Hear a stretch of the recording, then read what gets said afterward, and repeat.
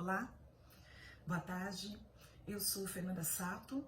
Eu atuo como coach e consultora de desenvolvimento humano na Mais Desenvolvimento Humano. E hoje eu vou fazer a dica ágil a convite da Ágil Escola de Negócios. Lembrando, sempre que nós da Mais Desenvolvimento Humano, da Mais DH e a Ágil Escola de Negócios somos parceiras. E na escola nós desenvolvemos treinamentos, e também facilitamos esses treinamentos com os temas ligados à liderança, ok? Se vocês tiverem interesse, em saber um pouquinho mais sobre os programas de treinamento e os processos de coaching, que nós facilitamos, eu peço que entrem no nosso site, é o www.maisdh.com, ok? Então vamos à dica ágil de hoje. Dando continuidade às dicas anteriores, que se referiram às competências de liderança, a liderança escolhida hoje, a competência escolhida hoje foi a competência autonomia. E o que vem a ser autonomia? Autonomia significa autogovernar-se, governar-se por si mesmo, pelos seus próprios meios. Então, no que consiste uma pessoa que tem autonomia? O indivíduo que tem autonomia é um indivíduo que pensa por si próprio, que ele age de acordo com seus valores éticos e morais, que ele toma as decisões necessárias para fazer o que deve ser feito, adapta o seu comportamento às situações que ele enfrenta e assume a responsabilidade pelas consequências das suas ações. Então, uma pessoa com autonomia soluciona problemas, toma decisões, adapta seu comportamento de acordo com as situações que ele enfrenta.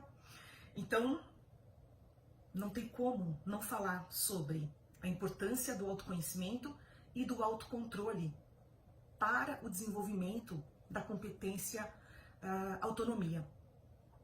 A autonomia também está muito relacionada com maturidade, Maturidade também é um processo que se constrói ao longo da vida, Falando um pouquinho sobre a forma como os educadores falam de autonomia, eu vou voltar lá para uma fase da criança chamada anomia. Na anomia, a criança tem lá pelos seus um ano e meio, ela é muito egocêntrica, somente as suas vontades e as suas necessidades prevalecem, devem ser atendidas e rapidamente.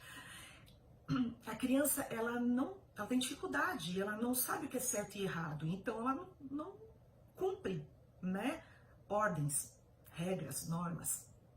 Se faz, é por afeto àquele adulto que está cuidando dela. Depois dessa fase de anomia, vem uma fase chamada heteronomia. A heteronomia é uma fase em que a criança já começa a cumprir algumas regras. Ela não entende muito bem as regras, não. Ela cumpre. Ela cumpre, mas também por afeto ou por medo. Medo de ser repreendida, medo de ser castigada. Então, essas regras, elas são impostas por um adulto.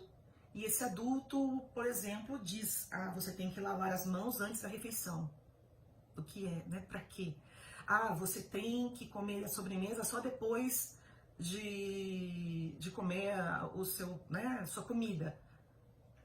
Por quê também, Tem que dormir tal hora. Então, ela cumpre por isso, porque está sendo imposta uma regra, uma norma, e ela cumpre por medo ou por afeto. Conforme ela vai crescendo, vai se desenvolvendo, ela, lá por uns 12, 13 anos, ela começa a entrar numa fase de ser mais autônoma, de ter autonomia. E aí eu gosto de uma definição do MEC, que eu vou até ler para vocês aqui.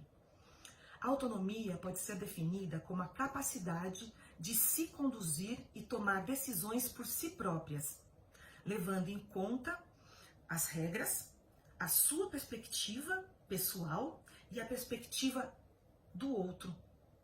Então, nesse momento, o outro, o meio, começa a fazer parte dessa elaboração das tomadas de decisão, dos pensamentos.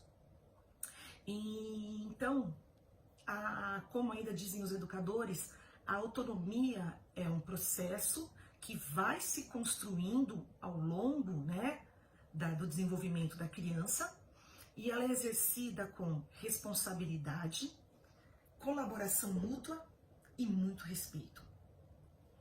Quando eu escolhi falar de autonomia hoje, eu me lembrei de um workshop que eu participei há muitos anos atrás com o Dr. Paulo Gaudêncio. E nesse workshop ele justamente chamou a nossa atenção para as empresas que não estimulavam o exercício da autonomia no seu quadro funcional. E o risco que essas empresas corriam de ficar nessa fase da heteronomia, das pessoas cumprirem as regras por medo, e não porque elas internalizavam, não porque elas entendiam porque tinham que ser feitas. Então, o risco que as empresas corriam de ficar nessa fase de desenvolvimento chamado heteronomia, se não desenvolvesse a autonomia no seu quadro funcional. As empresas que se enquadram nessa faixa, né, nessa faixa de desenvolvimento, nessa fase, podem estar infantilizando os seus funcionários. Faz sentido isso para vocês? Então vamos dar seguimento. Trazendo para o nosso momento atual, em que a gestão das pessoas elas estão sendo feitas, né, à distância, de forma remota, as pessoas trabalhando em casa ou estudando em casa, né? Eu chamo a atenção justamente para a importância do estímulo e da educação para a autonomia. Ou seja, para que os trabalhos, né, aconteçam a bom termo, que a qualidade da entrega seja sempre garantida, né, ou mantida. O quão é importante que os líderes estimulem e eduquem os seus funcionários para o exercício da competência autonomia. Ok? Eu espero que esse conteúdo, né, provoque alguma reflexão, que seja benéfico, né, traga algum benefício para o dia a dia de vocês.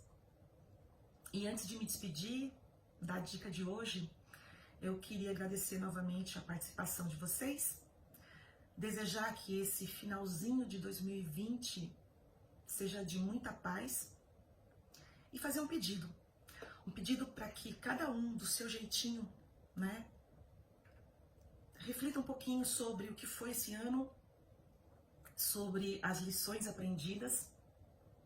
E quando eu falo de lição aprendida, eu sempre me lembro da minha mãe. A minha mãe dizia para mim, para meus irmãos, quando alguma coisa não tão boa acontecia com a gente, ela dizia assim, para a gente se perguntar, o que eu tenho que aprender com isso? O que eu tenho que aprender com isso? E antes de terminar, eu queria citar uma frase, uma fala, de um personagem do filme Extraordinário. A fala é mais ou menos assim, que sejamos gentis com todo mundo, porque todo mundo enfrenta uma batalha. E que se a gente quiser, né, conhecer a outra pessoa, basta ver. Então eu peço que a gente comece com a gente mesmo, que a gente se veja, que a gente seja gentil com a gente, em primeiro lugar, e depois que a gente faça também a mesma coisa pelos nossos semelhantes.